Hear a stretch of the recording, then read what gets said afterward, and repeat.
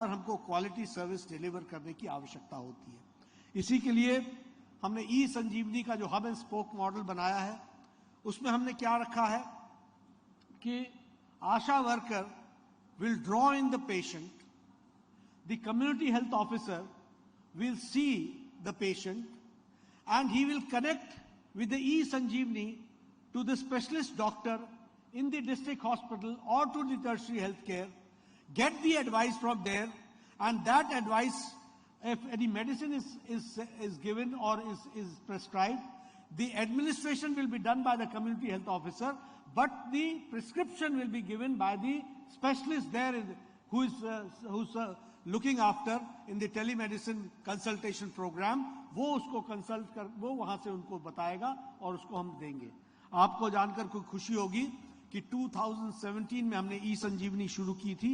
आज हम 45.2 करोड़ लोगों को टेलीमेडिसिन से टेली कंसल्टेशन कर चुके हैं। दिस इज अवर रिकॉर्ड, ये हम आपके सामने शेयर करना चाहते हैं। उसी तरीके से जब हम डिजिटल इंडिया की बात करते हैं तो आपको लगेगा कि ये क्या असंभव बात कर रहा है, लेकिन मैं आपसे जरूर शेयर करना चाहूंगा। We have a portal which is known as यूविन। हमारे देश में लगभग हर साल 2.5 करोड़ माताएं गर्भवती होती हैं, प्रेग्नेंट होती हैं, और हर साल लगभग 2 करोड़ 40 लाख के आसपास बच्चे ऑन एन एवरेज पैदा होते हैं। ये यूविन जिस दिन से माता गर्भवती होती है उस दिन से बिफोर डिलीवरी 5 उसके health checkups, 1 checkup to be done by the specialist and higher risk patients के 8 checkups, 5 to be done by doctor and 3 to be done by specialist. All this is captured, और यूविन में there are 12 preventable diseases, 11 vaccines and 27 doses which जो उसको देना होता है। Each vaccination is tracked by the UVIN right from the birth, when the child takes birth, वहां से लेकर के 16 साल की उम्र तक उसकी ट्रैकिंग करते हैं under UVIN। This is UVIN, this is Digital India which we have to understand।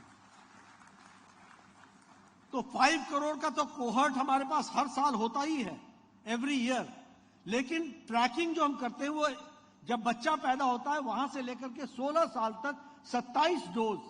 और सबसे बड़ी खूबी इस यूविन की है कि अगर 15 डेज के अंदर उसको टाइम पर वैक्सीन न लगे तो there is an alert from the centre, from the यूविन to the ASHA worker, there is an alert to the mother, there is an alert to the block medical officer, and the alert continues till the vaccination का आशा worker अपने mobile में उसको okay नहीं करती है कि हमने वैक्सीन दिला दी है, तब तक वो अलर्ट चलता रहता है। इस तरीके से हम डिजिटल इंडिया में काम कर रहे हैं।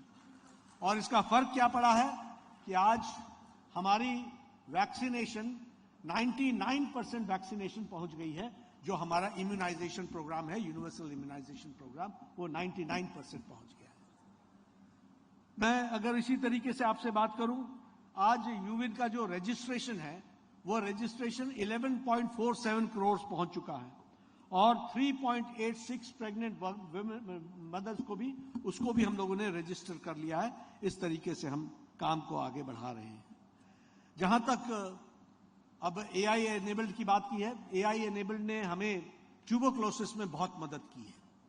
पहले तो क्या होता था कि ट्यूबरक्लोसिस के लिए जब तक व्यक्ति कोई महीनों तक खांसता ना रहे, जब तक कोई व्यक्ति बुखार ना हो जाए, जब तक किसी व्यक्ति को शरीर के किसी पार्ट में दर्द ना हो, बुखार ना हो, तब तक वह इलाज कराने के लिए मेडिकल फैसिलिटी में नहीं जाता था। अब हम लोगों ने क्या किया है कि हमने आयुष्मान आरोग्य मंदिर में ट्यूबरक्लोसिस की स्क्रीनिंग रखी है एट द एज ऑफ 30, और यह screening AI enabled x ray hand held machine से कर रहे हैं। वो एक्सरे ही बता देता है कि this person needs further investigation and this person is normal, he does not need investigation for tuberculosis. इसलिए हमारी ट्यूबरक्लोसिस की रजिस्ट्रेशन भी बढ़ी है।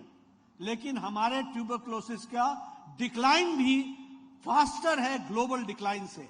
हमारा डिक्लाइन 17% है और देश का और ग्लोबल डिक्लाइन 7% है। यह भी हमको ध्यान में रखना चाहिए। तो इस तरीके से काम हो रहा है। जो मैंने ये यूविन की बात आपसे कही, इस यूविन के कारण आज हमारा MMR मैटरनल मोर्टेलिटी रेशियो दुनिया का, हमारा डिक्लाइन 42% है, वर्ल्ड का डिक्लाइन 14-15% है। उसी तरीके से अंडर 5 मोर्टेलिटी हमारा डिक्लाइन 40% के आसपास है और वर्ल्ड का डिक्लाइन वो लगभग 12-13% के आसपास है। इसलिए हम जो हेल्थ के पैरामीटर्स में तीव्र गति से आगे बढ़ रहे हैं, उसमें 2017 के तहत हमारे विजनरी लीडर मोदी जी ने जो कहा कि हमको डिजिटल इंडिया का सहारा लेना है, हमको डिजिटाइज करना है और इसके साथ साथ AI एप्लीकेशन का भी उपयोग करना है। तो इन सब के उपयोग के माध्यम से हमने डिजीज कंट्रोल करने के प्रोग्राम को जोड़ने का प्रयास किया है। अभी artificial intelligence summit, impact summit हुआ यहाँ। इस इम्पैक्ट समिट में देश दुनिया के सभी लोग आए थे और उन्होंने हर एक तरीके के इनिशिएटिव्स लिए। हमारे स्वास्थ्य मंत्रालय ने भी 2 इनिशिएटिव्स लिए हैं, क्योंकि अब हम हेल्थ के क्षेत्र में AI का इम्पैक्ट बढ़ने वाला है। अब AI का इम्पैक्ट कहीं रास्ते से भटक न जाए और वो उसकी रिस्पॉन्सिबिलिटी और उसके साथ साथ एथिकल मैनर ये उसके साथ जुड़ा रहे। इसलिए हम लोगों ने यहाँ पर इसमें हम लोगों ने एक strategy for AI health care India सही नाम से एक पोर्टल लॉन्च किया है, जिसमें हमने पैरामीटर्स को मॉनिटर करने का प्रयास किया है ताकि AI का उपयोग और AI का एप्लीकेशन, आर्टिफिशियल इंटेलिजेंस का एप्लीकेशन रिस्पॉन्सिबिलिटी के साथ हो और एथिकल वैल्यूज को ध्यान में रख करके किया जाए, उसके तहत किया जाए। इस बात को हम लोगों ने उसमें करने का प्रयास किया है। उसी तरीके से एक हमने benchmarking tool for health artificial intelligence solutions बोध, इसको भी लॉन्च किया है, जो AI एप्लीकेशन को टेस्ट करेगा और वैलिडेट करेगा। बहुत बार क्या होता है कि आजकल ऐसे ऐसे टूल्स आ रहे हैं AI के नाम पर जिनकी वैलिडेशन नहीं हुई है। कुछ चीज आप पहन लेते हो, कुछ चीज आप लगा लेते हो, कुछ चीज आप लटका लेते हो, you don't know how far it is correct and what type of results they are giving. तो उसको बेंचमार्किंग करने के लिए, उसके लिए भी हम लोगों ने एक टूल डेवलप किया है जिसको हम बोध कहते हैं, जो टेस्ट भी करेगा और वैलिडेट भी करेगा AI सॉल्यूशंस को। इस तरीके से हम काम कर रहे हैं। मित्रों, आप सब लोग अपने अपने तरीके से स्वास्थ्य के जगत में देश के नागरिकों की सेवा कर रहे हैं, लेकिन हम लोग, भारत सरकार प्रधानमंत्री मोदी जी के नेतृत्व में जो कर रही है, उसके बारे में एक छोटी सी बात जरूर आपसे बताना चाहूंगा। आज हम वैक्सीनेशंस में दुनिया में लीडर हैं। आज हम फार्मेसी में, ड्रग्स में हम दुनिया की फार्मेसी बने हैं और क्वालिटी और एफोर्डेबल हेल्थ केयर देने में हम सक्षम बने हैं। अफ्रीकन नेशंस को HIV एड्स से बचाने में एक बहुत बड़ा योगदान भारत ने किया है। लेकिन इसके साथ साथ अगर हम वैक्सीनेशन की बात करते हैं तो हम लोगों ने मैं कई बार इसको कंपेयर करता हूं, how policy makers make a difference, how leaders make a difference and how our leader prime minister Modi has brought the difference. अभी कोविड आया था, ये शताब्दी की सबसे बड़ी पेंडेमिक था, सेंचुरी का। Nobody knew how to tackle this. लेकिन अभी इसी देश ने, हम लोगों ने ट्यूबरक्लोसिस में वैक्सीन को आने में 25 साल लगा दिए। हमने टेटनस की दवा को आने में हमने 27-28 साल लगा दिए। हमने अपने ही देश में जापानीज इंसेफ्लाइटिस की दवा को लाने में 100 साल लगा दिए। 1906 में जापान में जापानीज इंसेफ्लाइटिस का वैक्सीन का दवा बन चुकी थी, लेकिन 2006 में भारत में हमारे प्रोग्राम में जुड़ी। लेकिन कोविड 2020 के जनवरी में फर्स्ट केस आया। 2020 के अप्रैल में PM साहब ने टास्क फोर्स बैठाई और 9 महीने के अंदर एक नहीं 2 इंडिजिनस वैक्सीन बना करके दी। ये भी हम आपको बताना चाहते हैं। एंड अमेरिका में, बाकी सब जगह, यूरोप में वैक्सीनेशन 60%, 50%, 45%। हमारे यहां 220 crore double dose with booster लगा करके भारत सक्षम हुआ, यह भी हमको ध्यान रखना है। और जब मैं डिजिटल इंडिया की बात करता हूं तो आज भी वैक्सीनेशन का certificate corona, including corona, America में कागज पर मिलता है, भारत में आपके मोबाइल पर आपको सर्टिफिकेट मिलता है। This is digital India which we have to understand. तो इस तरीके से एक फर्क लाने का प्रयास हुआ है। आयुष्मान भारत की बात करें, that is the world's largest health coverage program, that is the world's largest health coverage program, 62 crore people.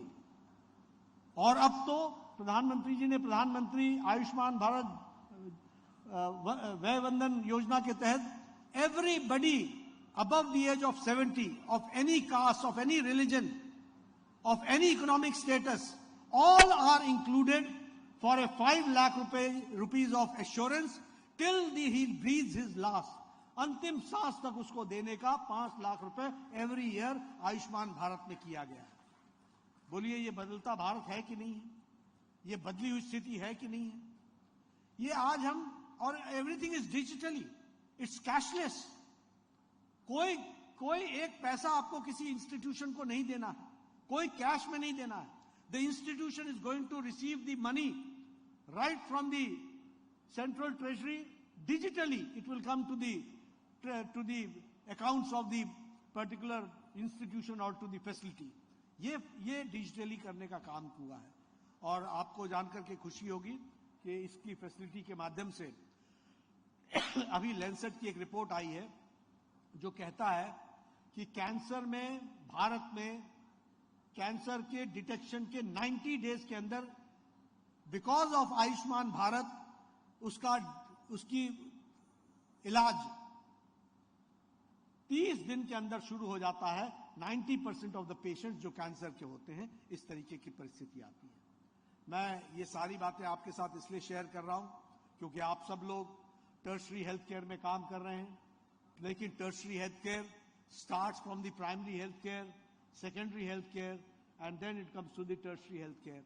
तो प्राइमरी हेल्थ केयर और सेकेंडरी हेल्थ केयर को हम स्ट्रेंथन करने के लिए, ताकि हम कोशिश करें कि प्रिवेंटिव मेडिसिन, प्रोमोटिव मेडिसिन को हम बढ़ावा दें, ताकि क्यूरेटिव पर प्रेशर कम हो, इस बात का हम प्रयास कर रहे हैं। आप सबकी शुभकामनाओं से इस काम को आगे बढ़ा रहे हैं। आज मुझे यहाँ आने का सौभाग्य मिला। मैं अरोड़ा साहब को, पीएन अरोड़ा जी को और उपासना जी को और हमारे सभी अरोड़ा परिवार को और मेडिसिटी यशोदा के सभी फैकल्टी मेंबर्स को बहुत बहुत धन्यवाद देता हूं और बधाई देता हूं आज इस हमारे AI enabled ICU centre, command centre को शुरू करने के लिए। बहुत बहुत धन्यवाद। बहुत बहुत आभार माननीय केंद्रीय स्वास्थ्य मंत्री श्री जेपी नड्डा जी, आपके उत्प्रेरक उद्बोधन के लिए आपका हृदय से आभार। दिव्य सज्जनों, आज का एक गरिमामय अवसर सभी के सामूहिक सहयोग और संकल्प का ही परिणाम है और इस अवसर पर सभी जिन्होंने इसे संभव किया है उन्हें औपचारिक रूप से धन्यवाद देने के लिए मैं डॉक्टर उपासना अरोड़ा को मंच पर आमंत्रित करती हूँ। Please welcome doctor Upasana Arora to present the vote of thanks.